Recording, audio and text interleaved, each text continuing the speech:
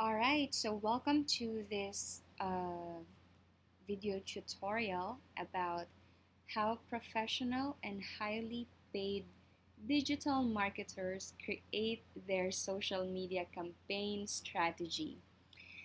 And I said here, it's not really complicated. Before I start with this topic, I just want to let you know that this topic should be watched like in in such a way that you are anticipating that there are other topics, too important more topics to make this social media strategy work. Okay, so the first one is how do you do social media campaign mapping, and then this is about tracking. All right, how you track the campaign.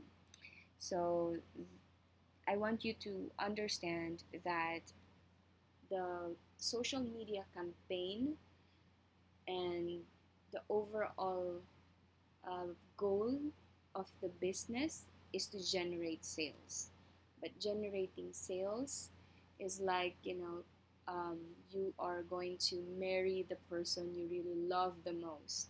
So before you get there, there should be a series of, getting to know each other, dating, knowing what you want, and all that, all the stages of the relationships. But we'll not talk about relationships. We will talk about how you create your campaign strategy. Okay, and I said here it's not really complicated. I follow a very simple method on how I draft my social media campaign strategy. And to tell you honestly, this kind of skill is developed the more you get exposed to different challenges of social media marketing efforts. So I have developed different strategies depending on the problems I have encountered before, or depending on how many failures I had. So I wouldn't say that I am a seasoned social media strategist, but I am an experienced social media strategist, and I have something that I can offer because I've already experienced problems and strategies that I have implemented, and then I also had failures. It means that there are good insights that I have that I can share to my clients. So, having said that, becoming a strategist, you don't need to become an expert right away, right? Sometimes we are afraid to give ourselves this name, social media strategist, or sometimes you are afraid to say that you can create a social media campaign strategy, right? Because even though you're just starting, you can say that you can create a social media campaign strategy. How? Because you created strategies for your page on how you grow it, right? So, just an example, creating, building your Facebook pages through Facebook networking, I mean, through Facebook groups, right? And through collaboration or whatever method that you have done before, that is actually a strategy.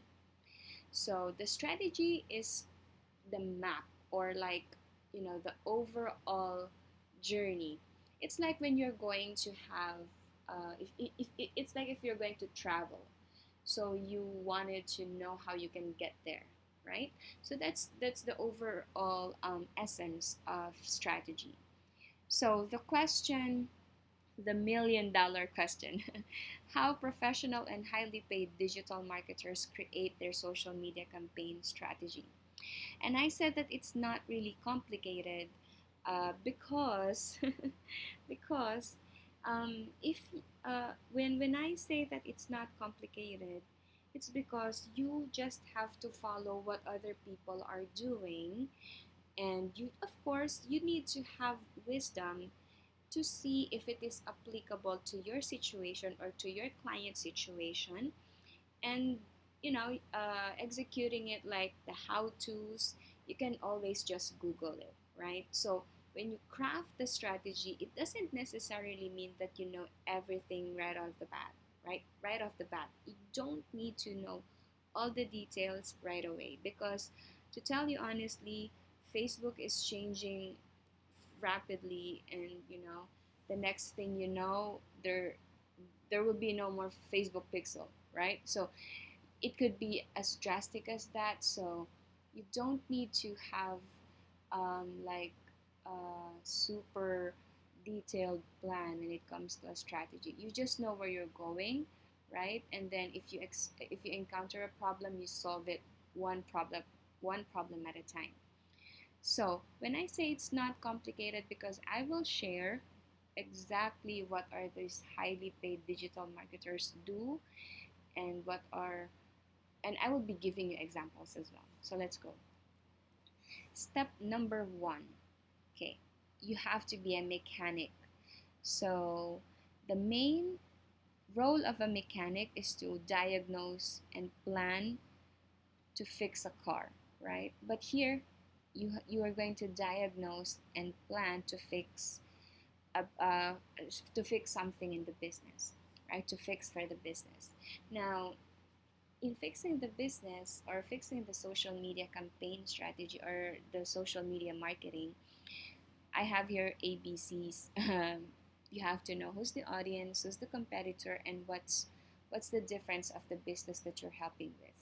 These are the three main factors, because I wanted you to understand that if you wanted to create a successful campaign strategy, you should know these three things.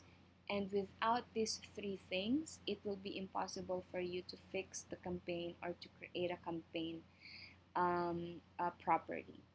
So I said here, never be lazy in doing this research part. So sinasabi ko to lagi, it's because doing a strategy or creating a content for the page, these are all um, these are all just like the action that you do. But before you take any action, you need to have data to work on, right? So when I say that you have to be a mechanic, is you have to understand first the needs of the business, the goals of the business, not just these three things, right? But at least you know these three things. Uh, who's their audience, who's their competitors, what's their difference. But of course, along with this, you have to know what's their goal, what are the problems that they have, kung ano na yung content na ginagamit nila, and all that, what are the assets that they have, mga ganon. So, the step number two is you have to create a hook. So, kapag alam mo na kung ano yung pinaka uh, binibenta nila, or pinaka maganda, what makes them different, then you have to understand that. Now, creating a hook, it's like a bait, diba? Some people offer like free training, tapos after you watch the 1 hour training, bibentahan ka nila. That's a hook. That's a strategy.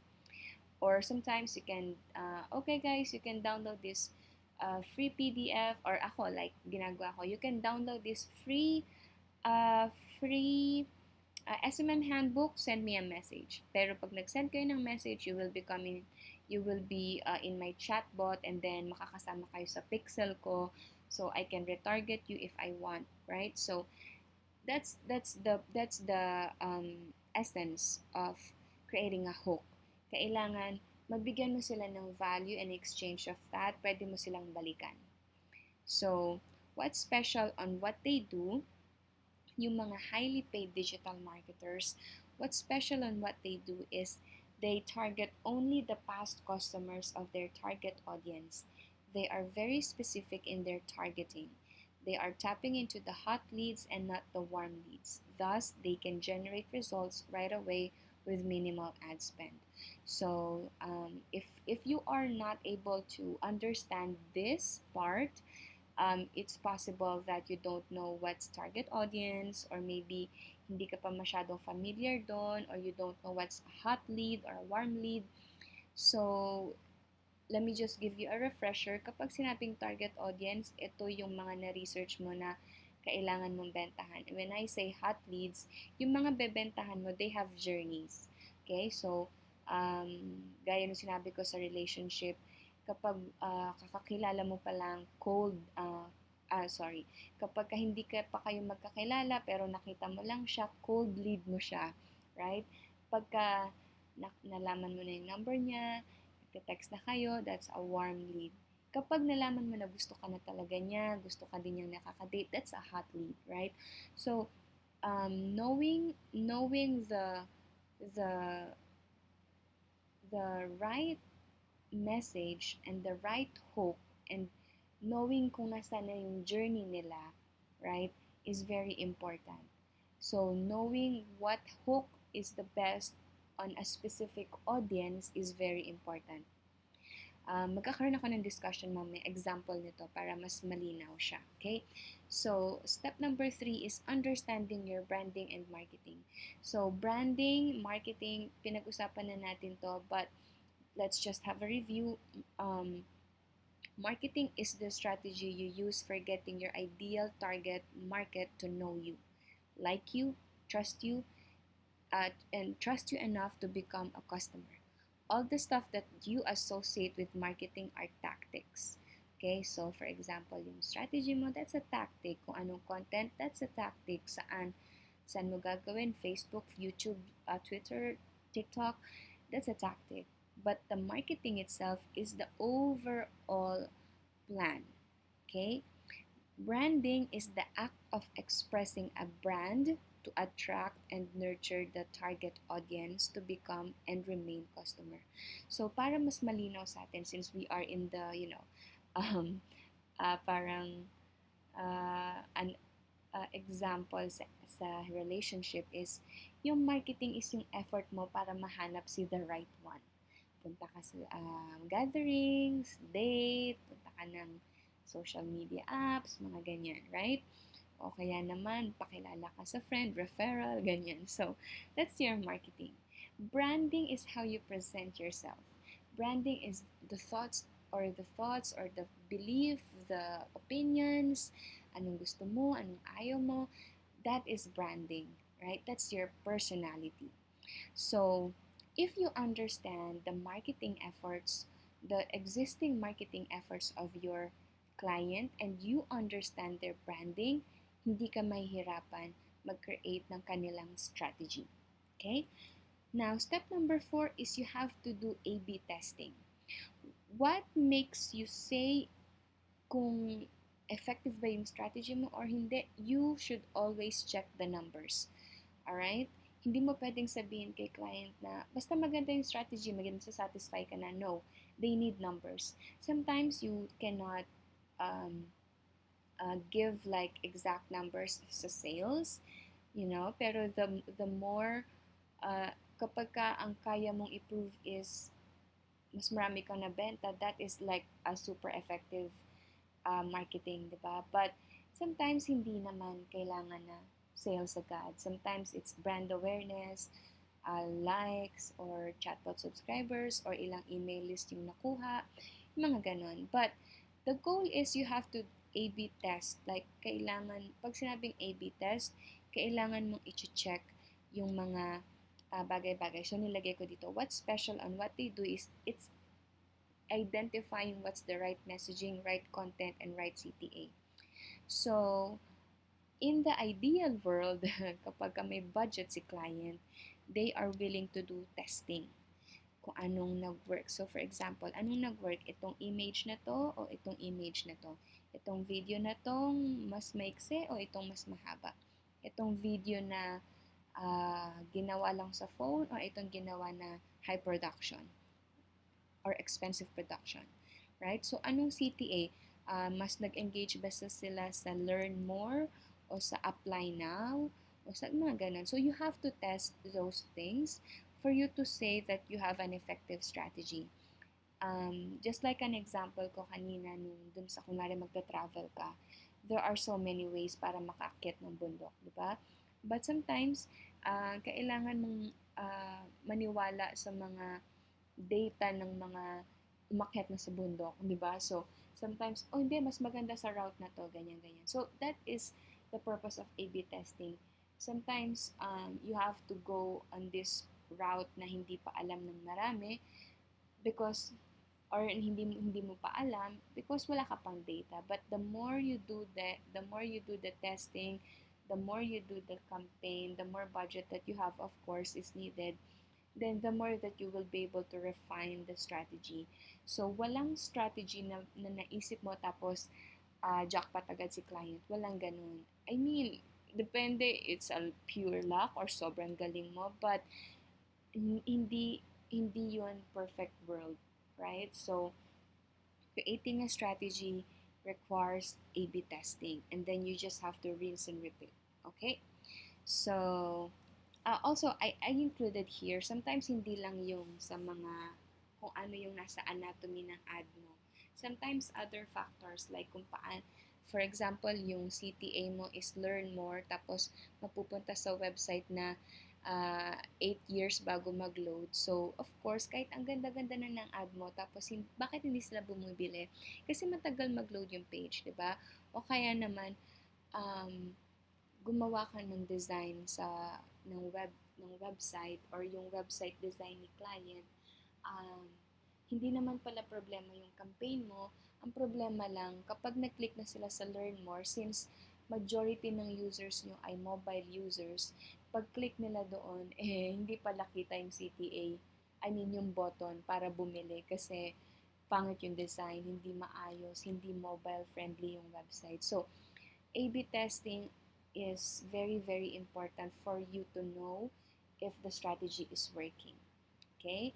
Um, Maraming nakapaloob for you to have a successful social media campaign strategy. So, but this is enough, right? At least you have the idea na, okay, marami pa akong mga dapat na i-consider for me to say that it is a successful strategy, and at least mas marami ka masasabi kay client, right? Ngayon, ito yung sinasabi kong tactics. Pwedeng paid ads, retargeting, newsjacking, yung mga ganyan. Kung anong mga meaning yan nandoon sa ating social media dictionary. Kapag wala kang magawa, basa-basa ka lang doon. 'Di ba? At least parang kapag tinanong ka sa interview mo, do you know about direct selling or network marketing? Yes, I've heard about that. It's about blah, blah, blah. I haven't really experienced that myself, but I'm sure that I'll be able to learn that, and I'll be willing to, give my 100% effort. I'm even willing to do, overtime work just to learn it and find the answer for you. That's a good answer. Kasi that's why I encourage everyone, when you say something about your experience, if you are training, you don't undervalue yourself, but you sell yourself in such a way na honest ka, but at the same time, hindi mo minamalit yung sarili mo. And at the same time, you are giving assurance kay client. Okay? But then again, just a reminder, you should pick the battles you can win. Okay? So, kung hindi mo pa talaga yan na-experience, hindi ka pa sure, maybe you can just be honest sa client that, I've heard about it. It may take time for me to learn it, but I'll be willing to learn it. I'll be willing to put effort how to understand or how that works, just to help your business move forward. Okay? So, reminder, you don't need to get familiarized with all of this. You just need to do those three basic things in creating a strategy. Understand the goal, create a hook, and do the A/B testing. Alright? Now, let me give you an example. Right? Kasi, yan theory lang yan. Mas madali siyang makita kapag sa example. So, etong example ko, ito si client ko na sino ba to? Brandmaster Academy. So, si Brandmaster Academy is teaching entrepreneurs and graphic designers, logo makers, logo creators, basta yung mga creative people. Ang goal ni client ko is maturuan sila paano mag-build ng brand. Right? So, itong si client, hindi ang problema namin ang problema ko sa kanya nung tinignan ko yung analytics ng kanyang page is hindi tama yung demographic na tina-target niya. When I say hindi tama, hindi yun yung talagang gusto niyang bentahan. And he actually saw it sa kanyang conversion. Napakababa ng conversion niya kasi mali yung tina-target niya. Right? So I jumped in and I said that let's have a launch campaign. Ito yung sinasabi ko, that I am becoming a mechanic. Right? Na-identify ko na sino yung audience niya, sino yung competitors, ano yung difference niya. Right? Dito pa lang sa who's your audience, nagkaroon na siya ng problema. So that's the first thing that I need to solve for him first. Right? And then, who's the competitor para alam namin kung ano yung other efforts that we should do and what's their difference, so that that's what we can pitch to doon sa creatives niya or sa content niya, or kapag gumawa siya ng live session or pag gumawa siya ng video ad. So, dito pa lang nagkaroon na siya ng problema. Right? So, that's something that I'm fixing for him. So, sabi ko sa kanya, stop targeting people in such a way na hindi mo alam kung sino ba sila or masyadong malawak. Alright? Pag masyadong malawak yung um, pag masyadong malawak yung iyong tina-target, parang halimbawa, naghahanap ka ng cat lovers or cactus lovers. Sometimes, kapag nag-launch ka ng Facebook ad, tipong uh, pupunta ka sa concert, 'di ba? Sa concert, yung concert na yon, magtatanong ka, sino dito yung pupunta ka sa mic, tapos nandun ka sa stage. Sino dito yung mga cat lover? Taas kamay. Yung probability na maraming cat lover doon is hindi mo alam, right? Kasi yung targeting mo, nasa mali kang concert, nasa mali kang lugar. So, if the targeting is not right, then mahihirapan ka. The main problem sa maraming gurus is they're making it complicated, right? I always say you have to start with organic kung wala ka pang followers. Okay? And organic is like, it's like parang they don't believe sa organic efforts. That's why they jump into Facebook ads. Ngayon, kapag nag-jump in yung hindi marunong sa Facebook ads, gagastos ng malaki, sasabihin nila, hindi totoo yung Facebook ads. That's the problem, right? So, they don't believe in organic. They don't believe that it may take time talaga. But, as what I'm teaching you guys here sa Prism, I am teaching you that you have to make sure na meron kayong organic, meron kayong base na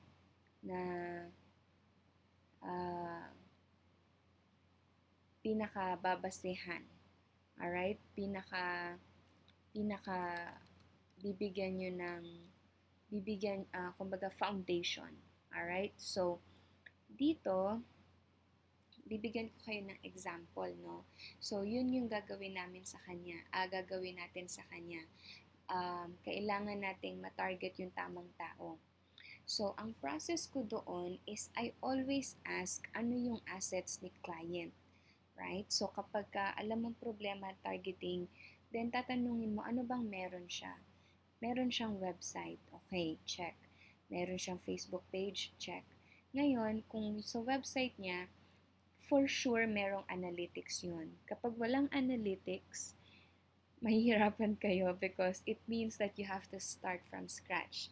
Kapag wala pa siyang Facebook page, mahihirapan kayo because you have to start from scratch. Kaya maraming magagaling na digital marketers, or kasi kaya nilang gumawa ng success stories ng mabibilis because ang strategy nila is they are targeting those customers na meron ng website, wala lang mga systems in place para makapag-target ng tamang tao. So, for example, dito sa akin, meron na siyang website, pero hindi niya tina-target yung mga website visitors niya. Masyadong malabo yung targeting niya. So, I jumped in and sabi ko, we have to analyze sino yung mga visitors mo. So, ito yung data niya, right? Meron kaming starting point, okay? Ngayon, kapag walang analytics, walang Facebook page, doon kayo mahihirapan. Doon mahirap i-grow yung page ni client. So, don't expect too much. Kasi, if you are building from scratch, it's like you are building the business of the client for them. You're not actually giving service for them, but you are building the business for them. Iba yung you work for them, iba yung ikaw na yung may parang may-ari ng business. Okay? But if you are a social media manager na yung client mo may website na, you just have to target those people na nag-visit sa website niya and you start from there. Kahit konti lang yung nag-visit sa website niya, that's a good starting point. For example here, after ang maximum na pwede nyong itignan sa Google Analytics is 180 days. Actually, you can get from the beginning, but I say 180 days kasi sa Facebook, yun lang yung pwedeng ibigay ni Facebook. So, kapag pinili nyo yung website, pakita ko sa inyo. So, for example, gagawa kayo ng audience, no? Pag gumawa kayo ng audience, may isa akong tutorial how to create Facebook audience, 'di ba? Kapag gumawa ka ng custom audience para sa website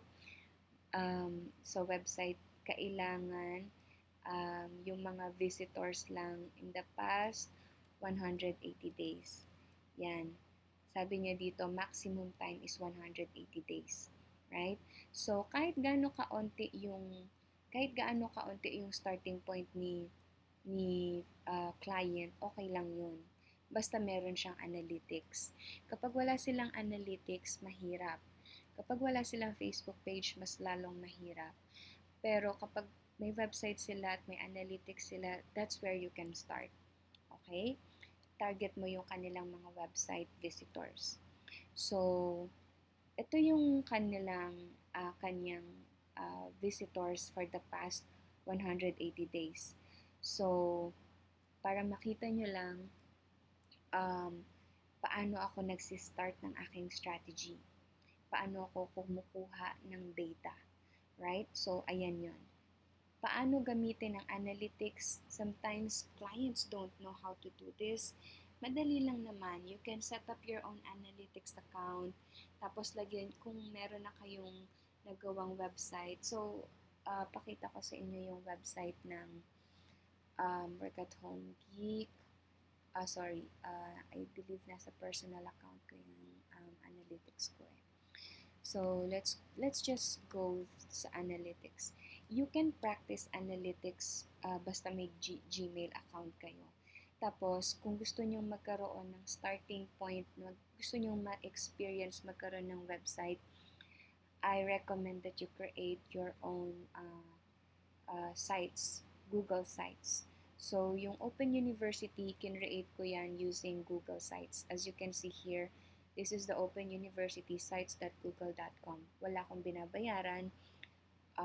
Wala, libre yan. So, in-install ko dito yung, so ito yung aking Open University. Tapos, andi dito yung data ko. Right? So, you just have to set this up. Hindi ko siya may ituturo like details paano siyang gawin. This kind of information is you can Google and it will take time for you to learn this agad-agad. But what I'm trying to teach you here is when you are drafting a strategy, kailangan mo ng foundation, ng starting point ng data. Okay? And the best data to start with is the website visitors. Okay? Ngayon, let's have a look paano ko to gagawin sa Facebook ads. Alright? So, this is an example kung paano sa Facebook ads um, igagawin from the website visitors. But alam ko sa mga ginagawa nyo, you guys are working on your Facebook pages as organic, di ba? Ipapakita ko din yun mamaya sa Pixel naman. Alright? Naggawa din ako ng tutorial, yung tutorial na custom audience.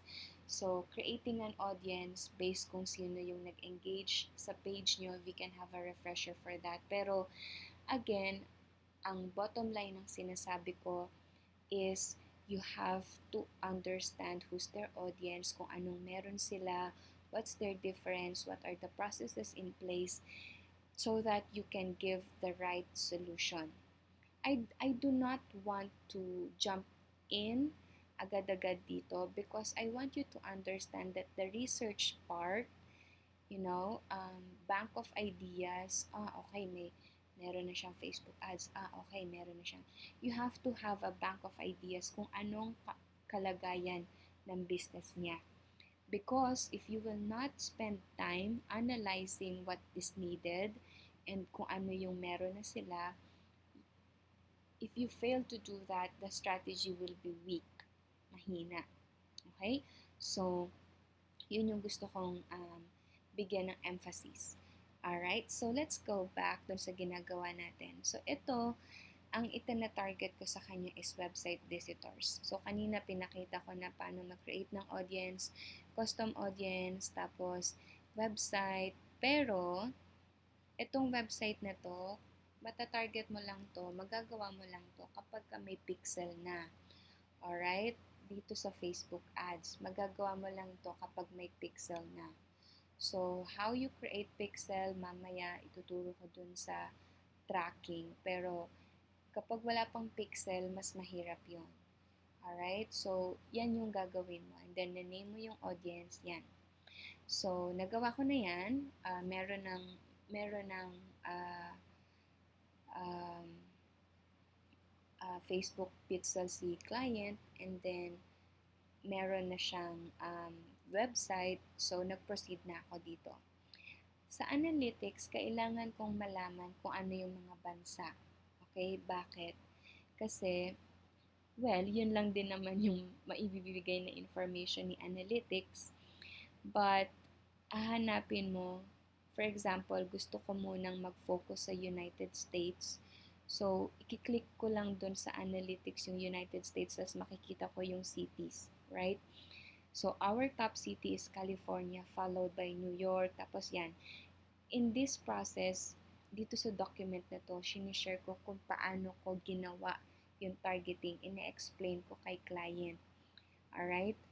The reason why it's important that you have to explain kay client kung paano ka nagta-target para hindi siya mawawalan ng tiwala sa iyo, and para maging successful man o hindi yung targeting is mauunawaan ka ni client kasi kasama mo naman siya step by step, hand on kayo, talagang holding hands kayo sa ito ginawa natin to ha, do you agree? Okay. Ito ginawa ko to ha, do you agree? Okay. Para hindi ka sisisihin ni client na pangit ka, not pangit ka, like pangit yung ginawa mo, hindi ka effective, yung mga ganyan. Because all throughout the process, pinapaalam mo sa kanya. Okay? So, ang pinakamagandang collaboration kapag may time si client is, ito yung mga cities na ita-target ko, do you have negative reaction, violent reaction about this? Kapag sinabi niya, nope, all good, proceed ka. Right? So, kaya ko hinahanap yung mga countries or cities kasi kailangan ko yun sa sa paggawa ko ng lookalike audience. So, sa lookalike audience, so let's say gagawa tayo ng audience natin, no? So, website visitors, yan na yon. Pag nakagawa ka na niyan, magpapopulate si Facebook ng So, ito yung na-populate niya. Kapag nagne-name ako ng audience is kung kailan ko ginawa, para alam ko kung gaano nakatanda yung data. And then WV website 180 days. So custom audience, right? So dito pinapakita na meron daw akong 170 na starting point. So yung targeting ko is magsisimula dito. Okay? So from here, gagawa ako ng look-alike audience from this data. Okay? So, do you see the difference? Like, yung iba nagsisimula sa basta age of ganto, nakatira sa ganto, ganyan-ganyan. Hindi. Kailangan meron ka munang data. And then you have to create the look-alike audience. Kasi yun yung magbibigay kay Facebook ng data na, yan ba yung mga gusto mo? So, you start from small, then you go big. Alright? But, ang process ko din dyan is, after I go big, is I have to refine it as well. So, pero punta muna tayo paano gumawa ng lookalike audience, right? So, punta ka lang create audience, create mo to, lookalike audience, and then, hahanap ka ng data source. So, kunin mo yung pixel, tapos, sorry. Ayan. So, let's see here. Other sources. Value-based. Wait lang. Puntahan natin si other. These are one of ito, custom audience. Okay. So, si custom audience yung pipiliin mo. Wait lang. Nag-create. Ba't ako nag-create? So, lookalike audience. Yan. Ang data source is 25. Other sources dapat. Okay. So, 25. Ayan. 25. Ito yung ginawa ko. Generate ko from the website views. Right? So, makikita mo, dapat ang pipiliin mo dito is 1% para pinakamalapit dun sa kamukha nito. Alright? Tapos, hahanap ka ng country. Kaya importante yung country kanina sa analytics para alam mo kung anong country ka magfo-focus. So, dito wala kang mapipili na city. So, mamimili ka lang ng country. So, ilalagay ko na yung US. Not that. United States. Okay, so United States. Right? So, North America.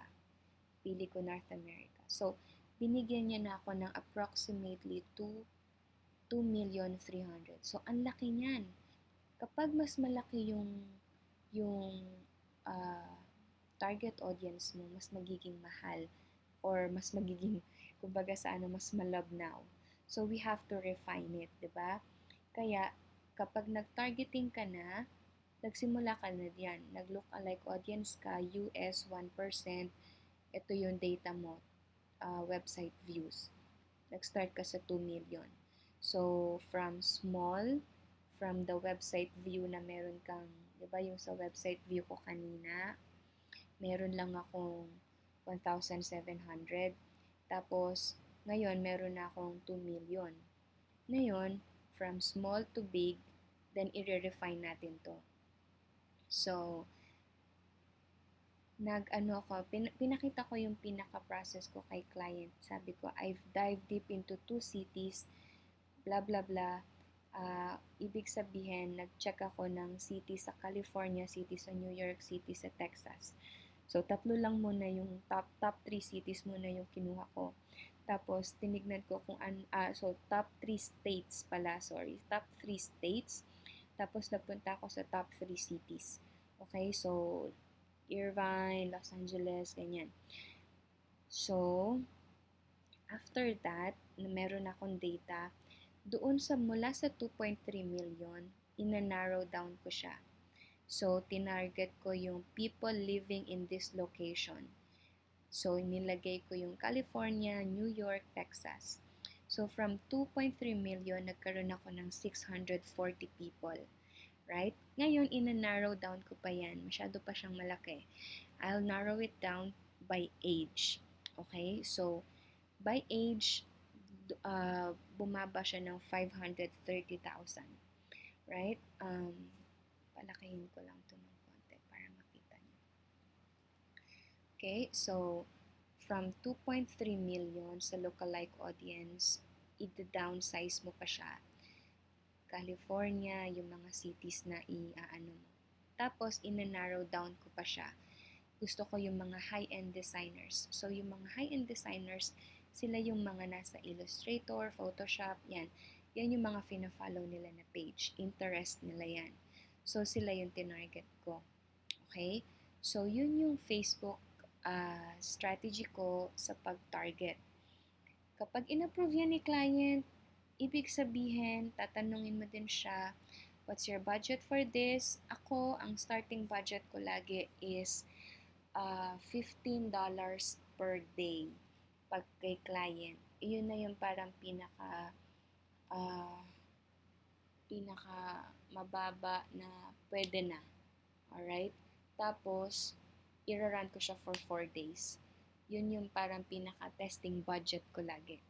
So, that works all the time. Kapag may hindi nag-work, may binabago ako, ino-optimize ko siya. Alright? So, ngayon, from this lookalike audience, gumawa pa ako ng isa pang saved audience. Dito ko na nilagay yan. Yung city niya, tapos kung ano yung interest niya. Alright? So, I hope this is clear. I hope this makes sense sa strategy. Alright? Ngayon, kapag sa mga pages nyo, you just have to target people based on sino man yung nag-engage sa inyo. Okay? So, for example, sa page natin, okay, let me just give you another example muna sa isa kong client. Ito naman, iba naman ang approach ko dito, ang strategy ko dito. Sila, this is a different company, this is a different client. So, ang problema nitong company na to is enrollments. US, school to sa US. So, enrollments yung dinadrive ko for them. So, ang problema nila is hindi sila nakakakuha ng maraming enrollment, right? Ang sabi ko is, the main problem is hindi sila nakakapag-follow up through social media kasi yung mga bata or yung mga tao majority nasa social media. So, the strategy is to create ad campaigns, right? Pero ano yung magiging strategy ko is not just target them through the campaign sa social media but to get their phone number. Alright? So, sa phone number, kumbaga kasi dito kilala, may Facebook pixel na sila, may email list na sila, pero hindi lang nagko-convert. Yun yung problema. Nag-i-email na sila lagi, ganyan, pero hindi nagko-convert. So, ang strategy ko sa kanila is, why not get the phone numbers of these students, tapos tawagan ng mga representatives nyo. Right?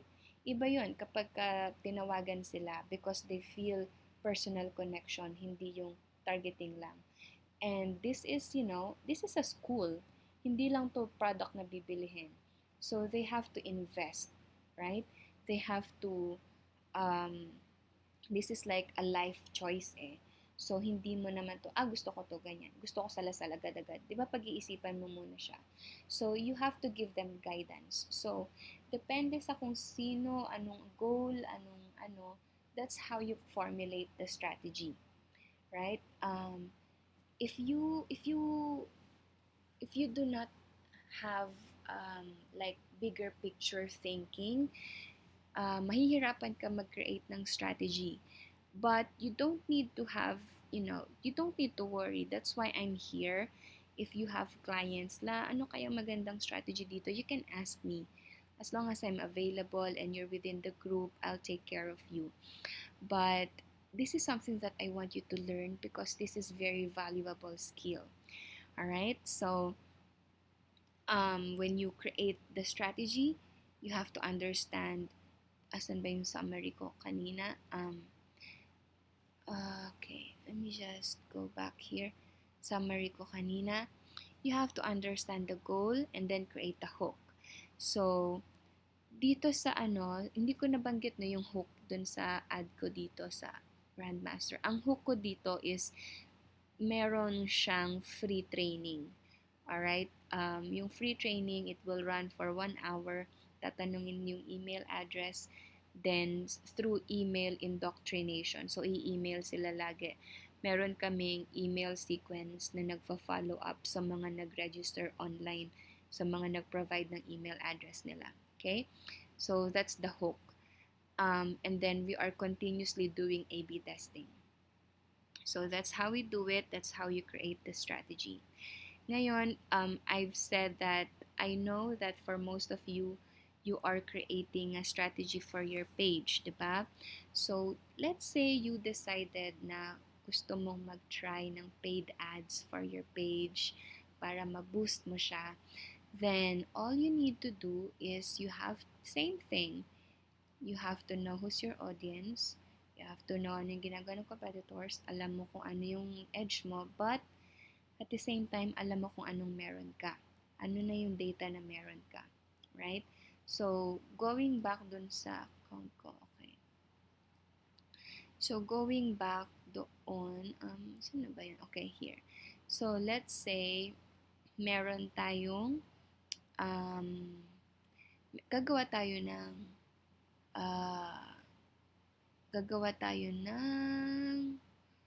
let me just go here. Okay. Let's say gagawa ako ng audience mula sa organic. Ako wala pa ako masyadong paid ads. It's because I want to be careful. So ito yung mga pages ko, no. So we have here Work at Home Geek. So itong Work at Home Geek, oh, by the way, let me have a very important discussion here. So, this is Business Facebook Manager, okay? This is your Facebook page. Iba pa yung Ads Manager, okay? Yung Ads Manager, dun ka gagawa ng mga, iyong campaigns. So, ang importante nyong maiintindihan dito is, this is your business manager, okay? Wag mong ihahalo yung business manager mo sa business manager ni client. Okay? Alam ko medyo malilito kayo dito because hindi nyo pa siya fully na-experience. Kasi kahit ako nalito ako. So, as you can see here, may iba't iba akong business manager account. Right? So, kailangan ikaw ang dumagdag sa kung ano man yung account ni client.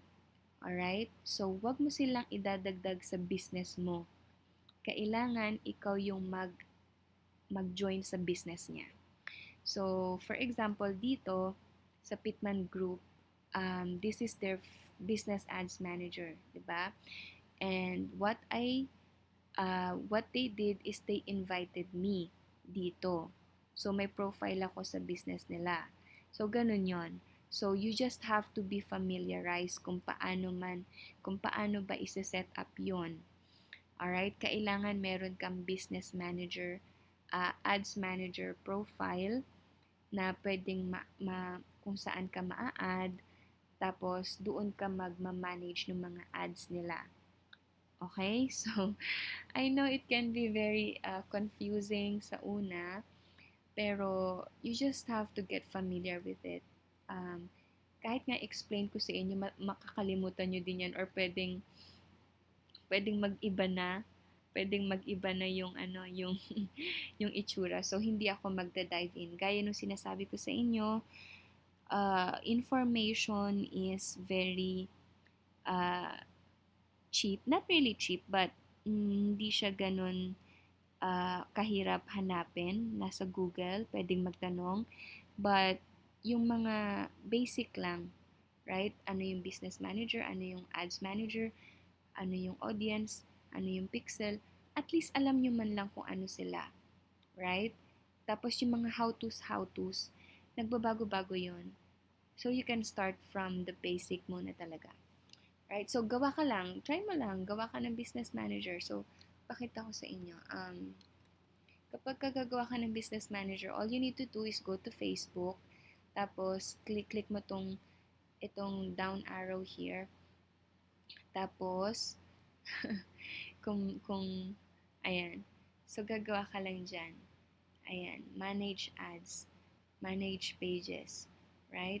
So kapag magma-manage ka ng ads, pupunta ka lang doon sa ad manager account mo. So ito yung manager account ko. Dito ako dinadagdag ng client ko. Pero meron akong business manager, right? So ito yung email address, ayan, yung lalahiramis26@gmail.com. Ayan yung ina-add nila para maka-join ako sa kanilang business manager. Pero ang business manager account ko is this one. Alright? So, hindi na ako mag-focus dyan masyado because you can discover it on your own. Alright? So, yun lang. Medyo nawala ako sa trend.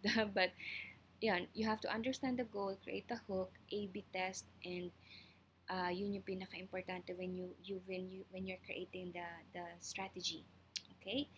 So, going back, dito tayo. Asan na yung ginagawa ko kanina? Gagawa ako ng audience. Yung sinabi ko is gagawa ako ng audience. So, balik tayo kay business manager.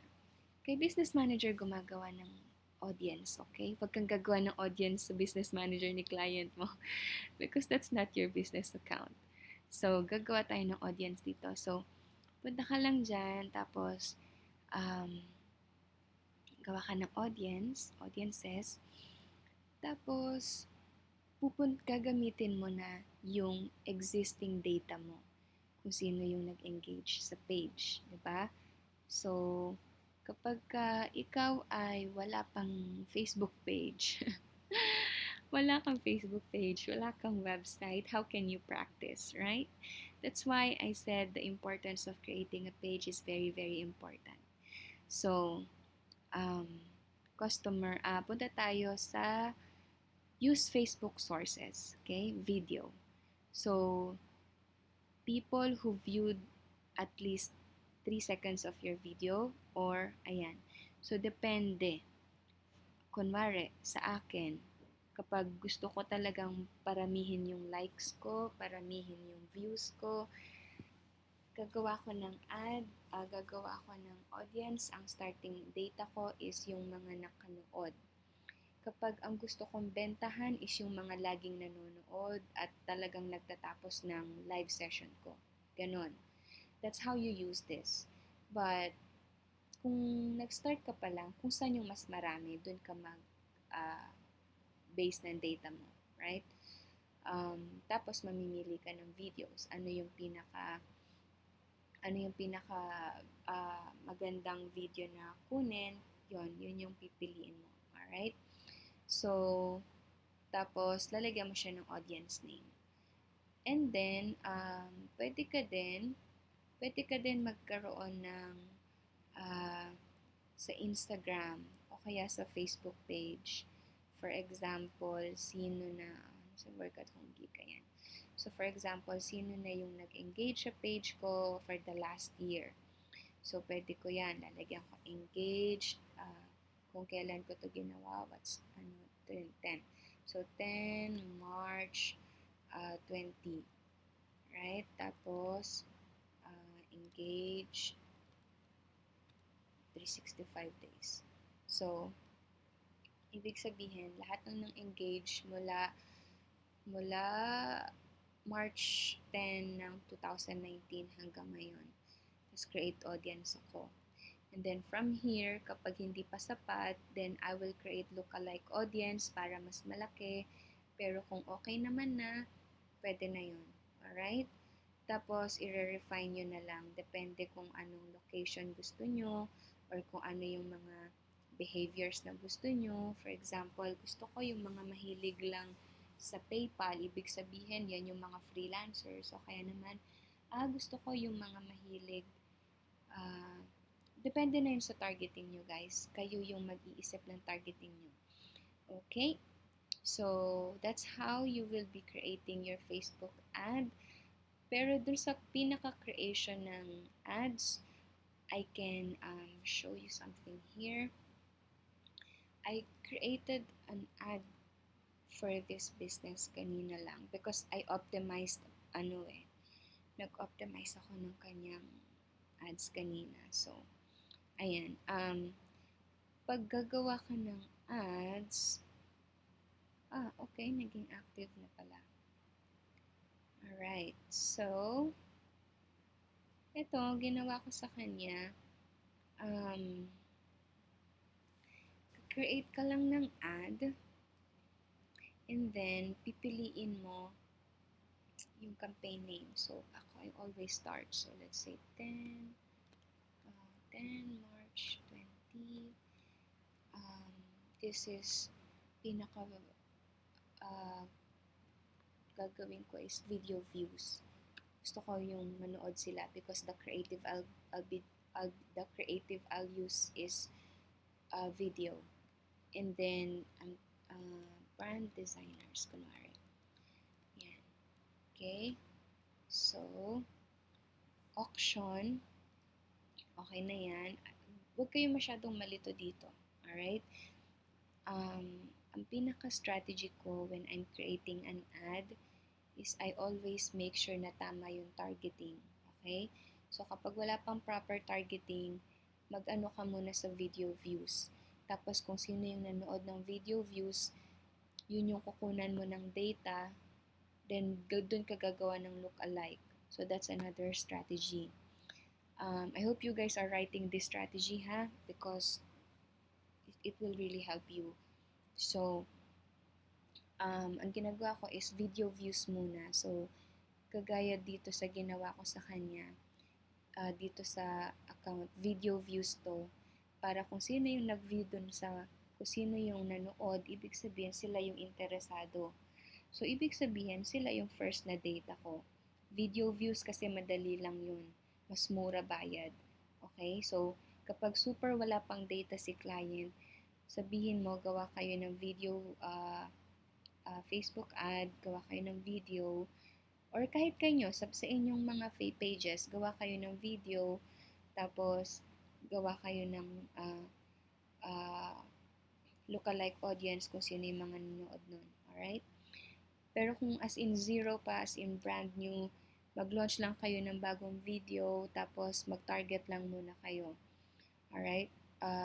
Kung sino man yun. Kung sino yung nanood, i-run nyo siya, let's say, for 4 days. Kung wala masyadong budget, tapos nag-run na kayo ng 4 days. Kung sino man yung mga nanood doon, gawa nyo na lang ng lookalike audience, then refine it from there. Basta may data kayo. Okay? So, let's have here, sabihin natin, 15. Ayan. Tapos, ad set. Sa ad set, ang nilalagay ko dito is how you will target. Okay? Target. Sino yung tina-target mo? Video views for brand designers. Okay? Hindi ko na nilalagyan ng date kasi may date na ako dun sa campaign. Alright? Then, dito sa ad name, ito yung creative. So, brand designer video 1. So, ito yung pattern dyan, guys.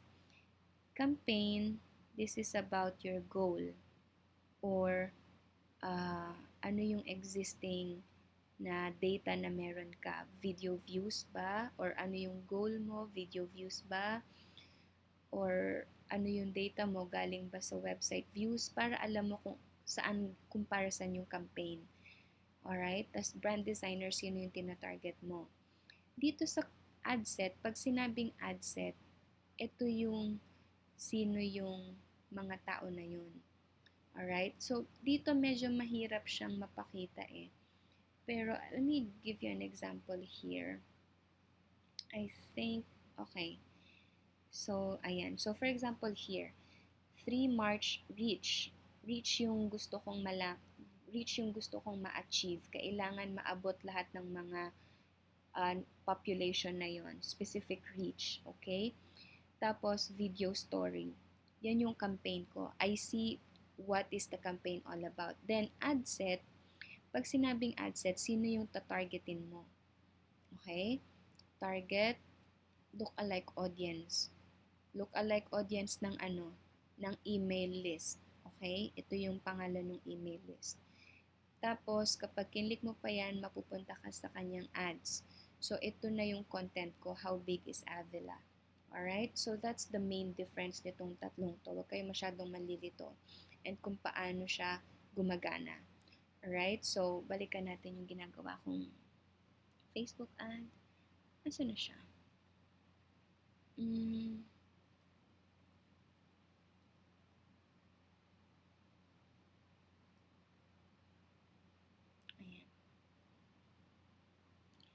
So, hindi pala ito yun. So, this is a draft. Okay. So, ayan. So, ayun na yung ads. Ito na yung ano natin. Ito na yung campaign. Pangalan ng campaign, auction, video views, budget. Then, next is ito yung ad set. Ad set, ito naman kung sino yung tina-target mo. Dito may dalawa akong video kasi nagte-test ako ng dalawang headline. Headline 1, headline 2. Alright, so you just have to experience this on your own para talagang ma-feel nyo na kaya nyo na siyang gawin. So, create your own page. Pag-experimentuhan nyo yung page nyo. Have a little bit of your own budget para ma-experience nyo to mismo. Okay? So, that is how you create social media strategy like a professional. I hope this makes sense. Sometimes it may make sense after you have tried several times. Sa ngayon can be overwhelming, but solve one problem at a time. I have given you the overview of what should happen. Kung paano yun gagawin, you discover it on your own. Okay?